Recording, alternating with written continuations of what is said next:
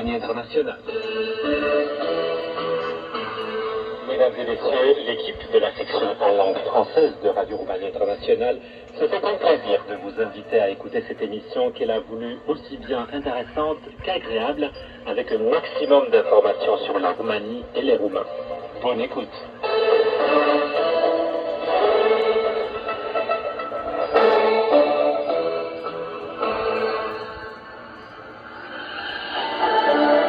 Un peu plus sur Radio Roumanie Internationale.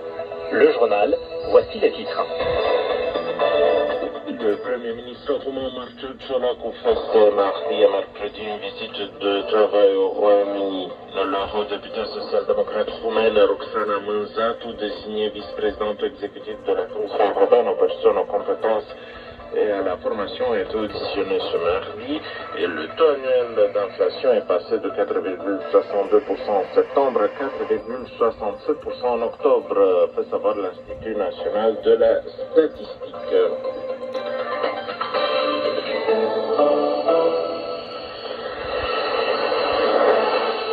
Alex Diaconescu.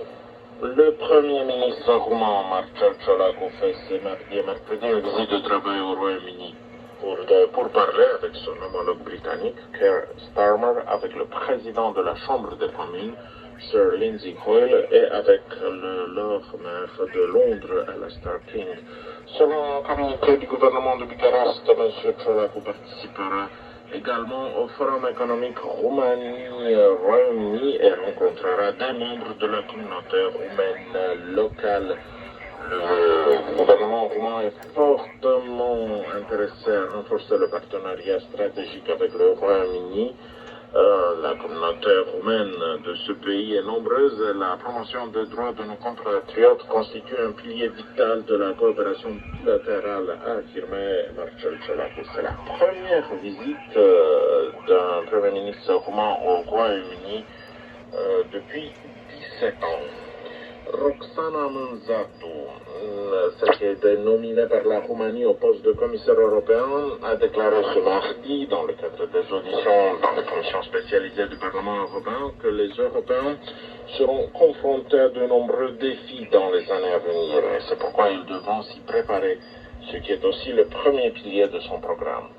Le deuxième pilier essentiel, selon Mme Mânzatu, est celui des emplois de qualité. Le troisième élément du mandat serait la justice sociale.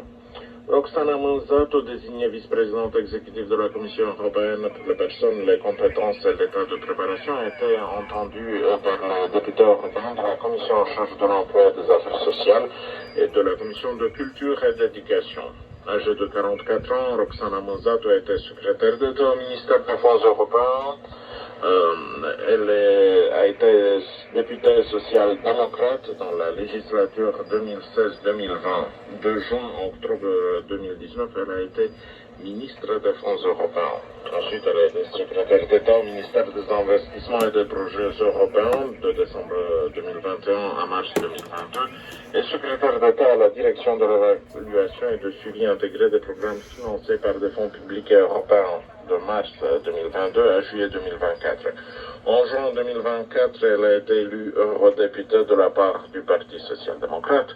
Roxana Mânzatu est titulaire d'un diplôme en sciences politiques en anglais de l'Université de Bucarest et d'un master en intégration européenne de l'Université Dimitri Cantemir, également de la capitale roumaine. Le taux annuel d'inflation est passé de 4,62% en septembre à 4,67% en octobre, fait savoir l'Institut national de la statistique. Les prix des produits alimentaires ont connu une hausse de 4,75%, ceux des produits non alimentaires de 3,45% et ceux des services de 7,66%.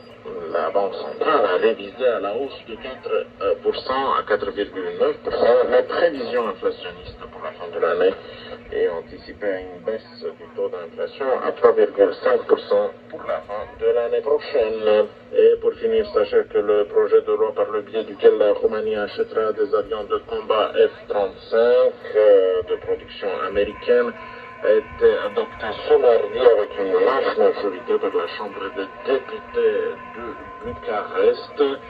Le projet législatif sera renvoyé aussi au Sénat qui doit le débattre en procédure d'urgence en tant que chambre décisionnelle. Conformément à la loi, les premiers avions F-35 devraient arriver en Roumanie après l'an 2023. La facture s'élève à quelques 6,5 milliards de dollars. Sachez enfin que la température devait progresser légèrement durant les prochaines 24 heures sur la moitié sud de la Roumanie, mais le temps sera toujours morose à travers le pays. Quelques flocons de neige seront toujours présents sur la moitié nord. Les maxima iront de 3 à 11 degrés et c'est tout pour les infos sur Radio Roumanie Internationale.